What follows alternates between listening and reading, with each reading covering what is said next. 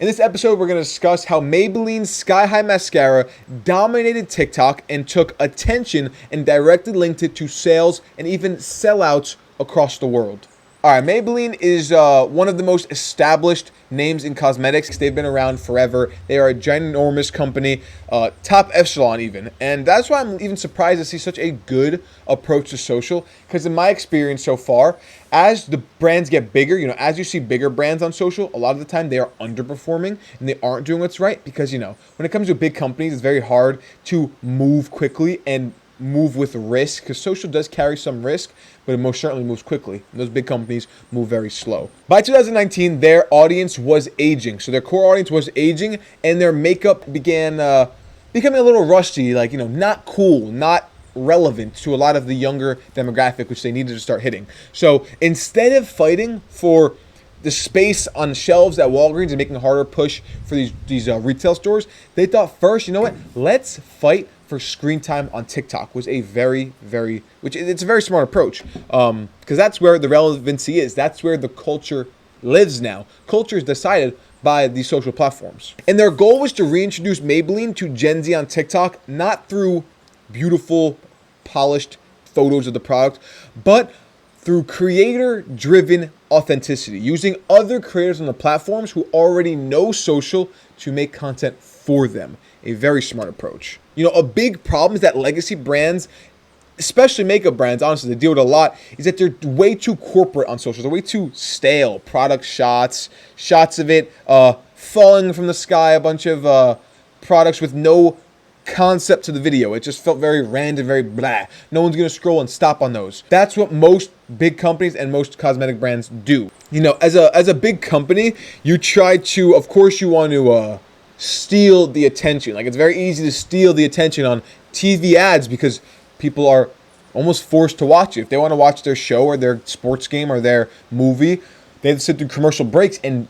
not everyone could afford that. But now on social, it's a game of entertainment. It's a game of engagement. If you are not engaging, if you are not entertaining, you will disappear on social. You will not have space on social. We are becoming more of an interest-based platform, all platforms, rather than a following base. It doesn't matter who you follow necessarily, because the interesting content rises to the top. The less your content is interesting, the worse it's going to perform. It's not like it used to be. Yeah, you can buy ads, but no, people don't like ads these days. You can scroll right past an ad on social. So they understood that they had to be where culture is, not try to dictate what people see, but go to where culture already is, to where relevancy already is. All right, so in 2021, Maybelline launched Lash Sensational Sky High Mascara. Sounds lovely. And it started with everyday creators creating content for them. So basically, they would just be doing reviews, as you normally do. Take out this product, use it, see how you like it.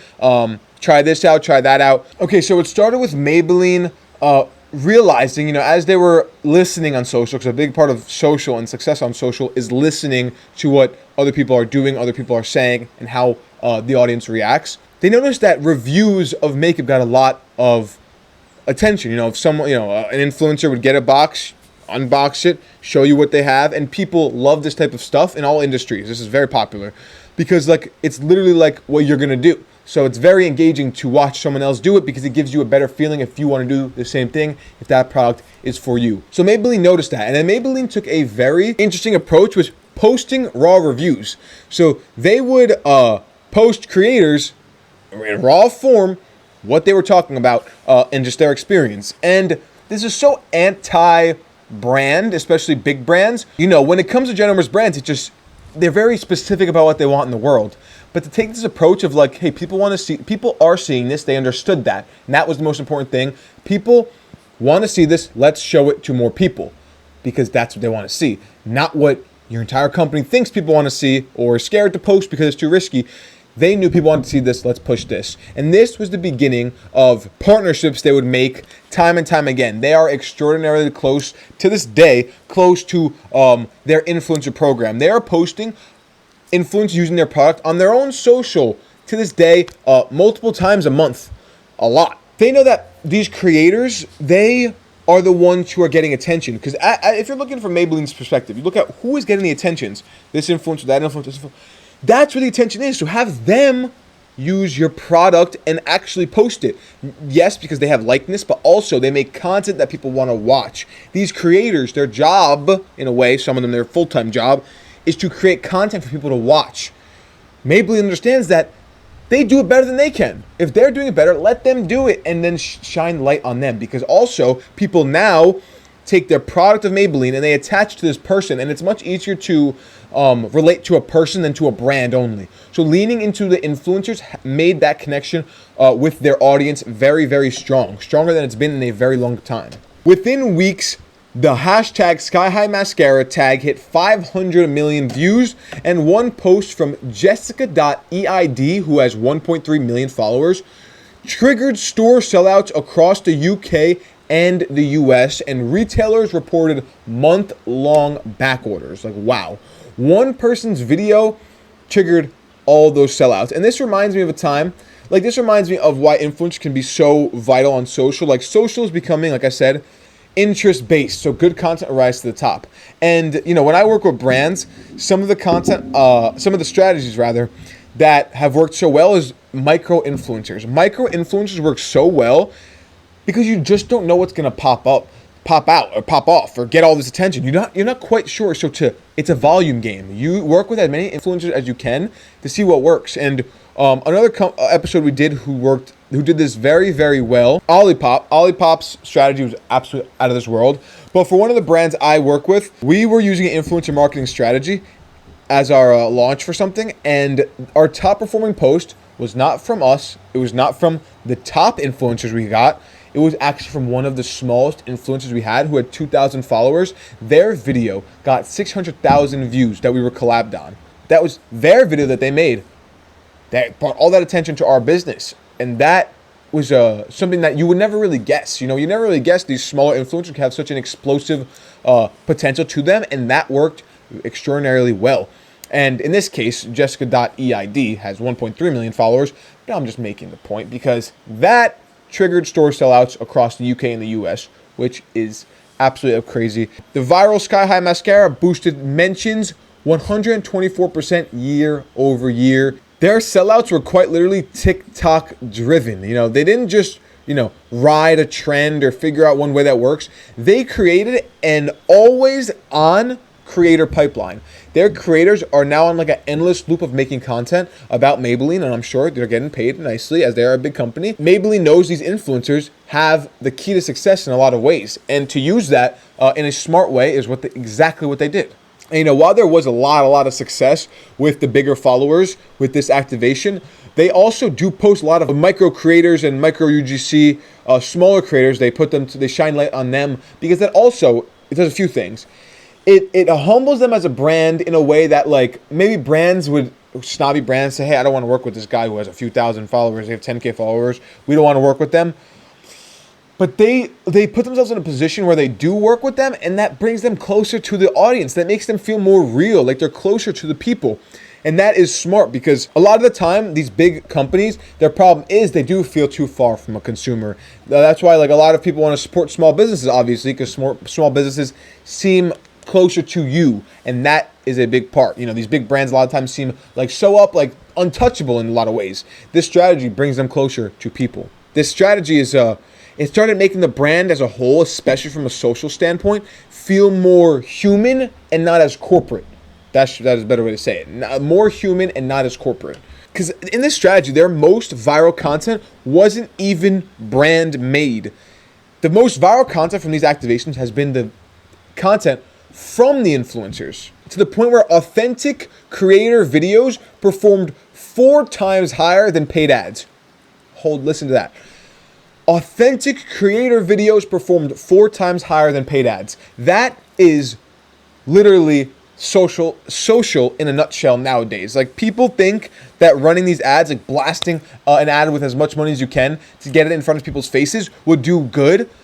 It's not how it works. If someone's scrolling on social, they scroll right past your ad. If you take even an authentic creator video, something that feels real, and it performs better, it is much more worth it to use that video as even as an ad, put it as an ad, rather than a polished thing that doesn't have proof. You know, they see that these creator videos are getting attention. They're proving themselves to be valuable. They put them organically and they work. They work organically. So of course they're going to work when you put money behind it and put it as an ad.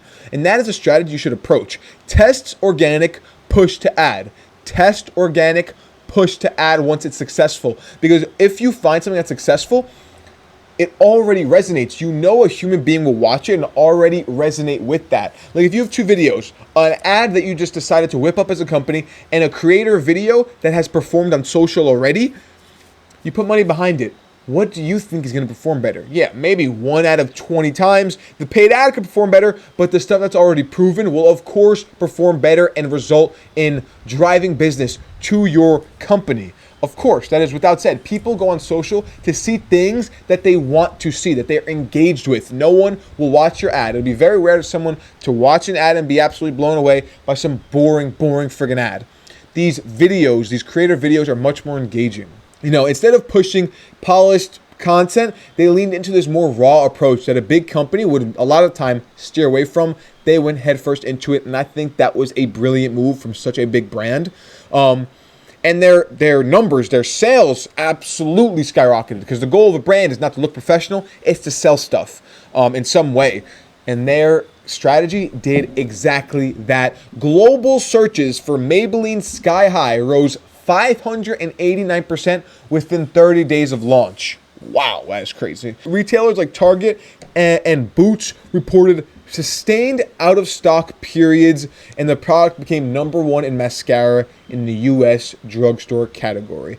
So Maybelline didn't look at socials just as awareness. It was also and purely what it seems to be conversion as well, converting people, not just awareness, but converting people. It did exactly that.